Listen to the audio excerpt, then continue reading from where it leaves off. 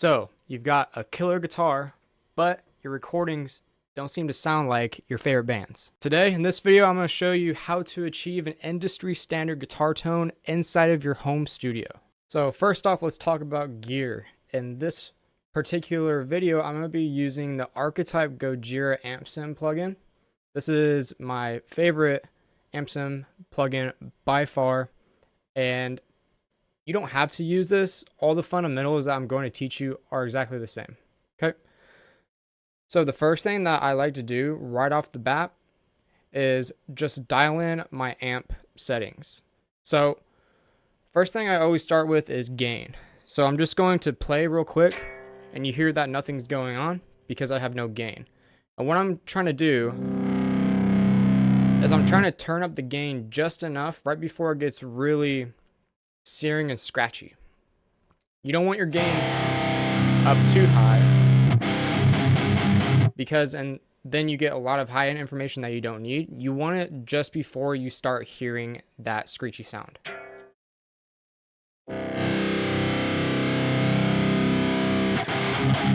But you also don't want it too low that it sounds like this. You just want to find that sweet spot, which is about right here on the amp. Now bass, it depends on what you're trying to accomplish with your whole mix. Typically, I usually just leave the bass around here. Mids, I like to leave it, about 75% of the way to 100%. Having your mids shine in a mix is really important to have your guitars have clarity. Next is treble. I don't over crank this because I don't want my high end to be too scratchy. Next is presence. Get it about 75% of the way there. And then depth. I usually have this around 50 to 60%. And what really makes this tone sound great is, first, we need an overdrive pedal. So we're going to turn up the distortion on that just a little bit. I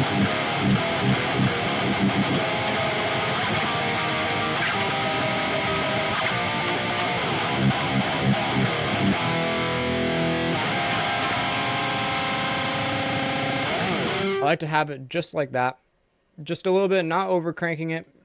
For this particular tone, I'm not trying to crank the overdrive. I'm just trying to just give it a nice aggressive tone.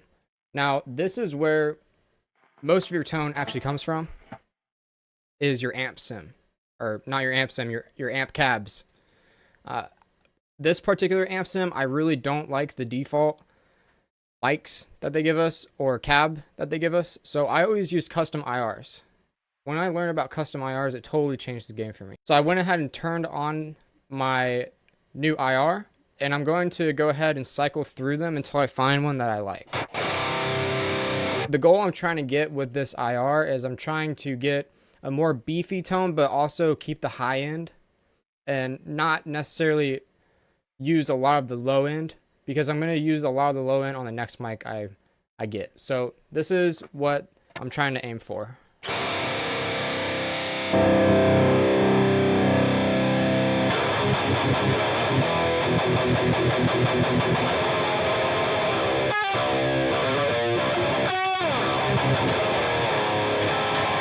I like it sitting right there.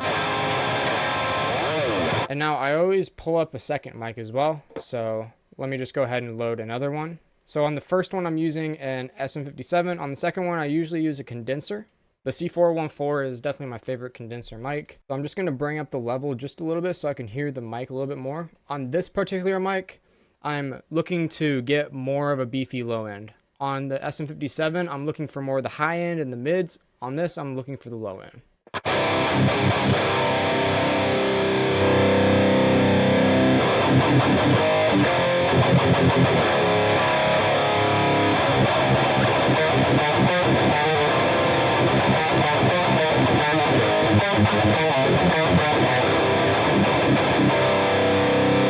You don't want to have the low end rumbling too much in the mix because then it overpowers the mids. So I'm just looking for a perfect balance.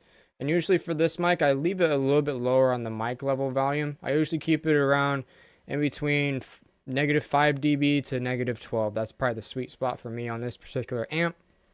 And I kind of like where it's sitting right now, so this is kind of what we're working with right now.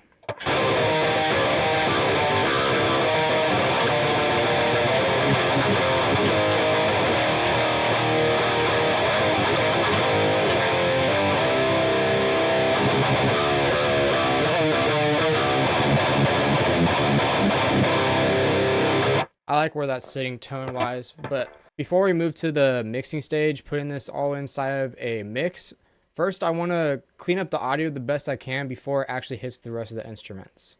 So what I'm going to do is I'm going to go over to my equalizer that's built in with the plugin, and I already know from experience that we're going to have a lot of low-end rumble below 60, 70 hertz, so I'm going to go ahead and roll off around 66 hertz. That gets rid of some of the low end that I don't want, that I need the bass to have. And next, I'm going to find the mud, and I can tell right now that this tone has a decent amount of mud. It's not too much, but it's a little bit. And usually the mud inside of your guitar tone lives in between 125 hertz to around 300 hertz. So this is usually what I do. I just play it and then I listen back.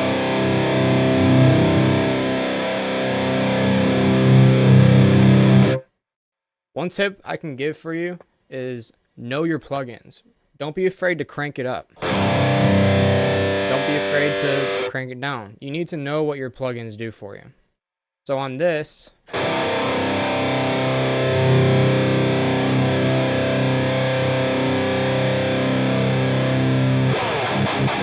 I'm just going to take out about 2 dB from 125. Kind of cleans it up a little bit on the low end.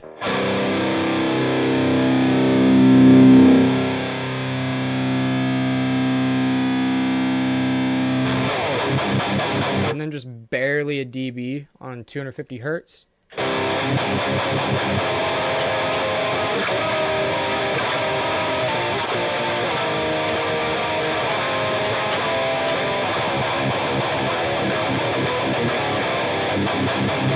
I like the way that's sounding, and then usually I create different tones all the time, so I'm just looking for the sweet spots, anything that I can boost or cut. So I'm just going to go through the rest of these and see if there's anything that shines out that I want to boost or cut.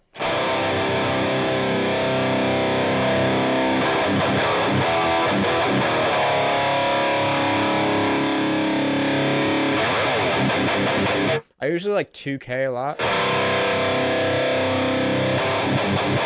I'm just going to give it a little bit of 2K.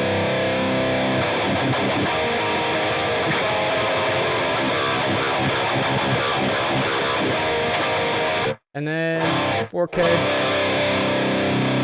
I usually don't ever touch 4 or 8K or 16K. I just leave that to when I'm actually putting in the mix. And this is the guitar tone that we have.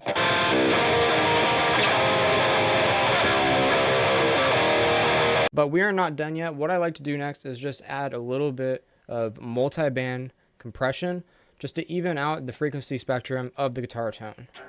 So I'll go ahead and show you how I do this. So I definitely want to balance out the lower mids. So what I'm going to do is I'm just going to bring over here. I'm going to go ahead and solo out where the low mids are.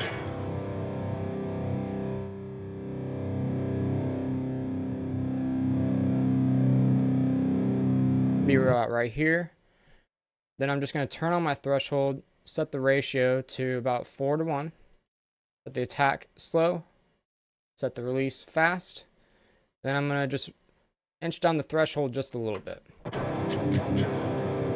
So unsolo the band. That just bounces out when I'm hitting those really hard chugs. It doesn't overdevelop in the low mids.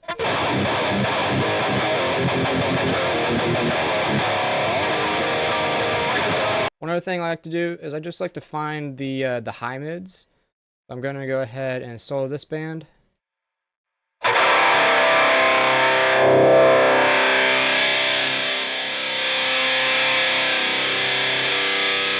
about right up here. Sometimes we get a little bit of scratchy sounds up here that we don't want to take out, but we just want to tame, typically on like really fast open strumming parts. So we go ahead and find it. I'm going to set the threshold ratio to about 4:1. Slow attack, fast release. And I'm going to just put down the threshold just a little bit.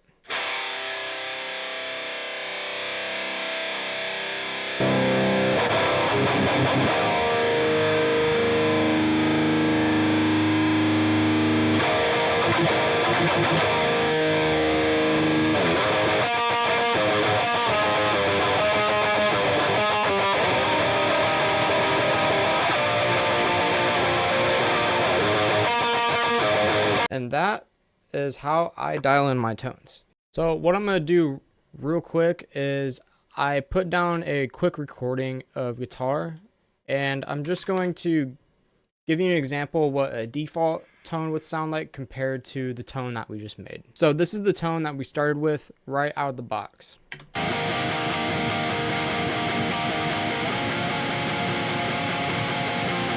And now this is the tone that we just made.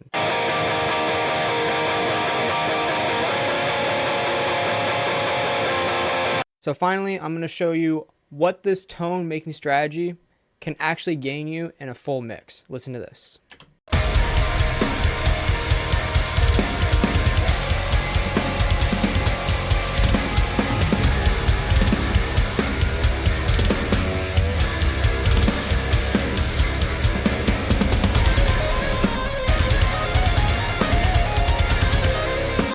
So if you want more tips on how to get a perfect metal tone and also how to mix your music, I have a link in the description where you can go and check out all of my free trainings. Also, I have 3 free Reaper templates that can help you with your writing workflow, your mixing workflow, and your mastering workflow. Just go down in the description and click those and get them absolutely for free. Also, I have a Discord server that you can join as well. Now that you have the perfect guitar tone, that's just the start. Make sure you subscribe to the channel so you can get updated on more videos on how to fit that perfect guitar tone that you just got into every single one of your mixes. See you in the next video.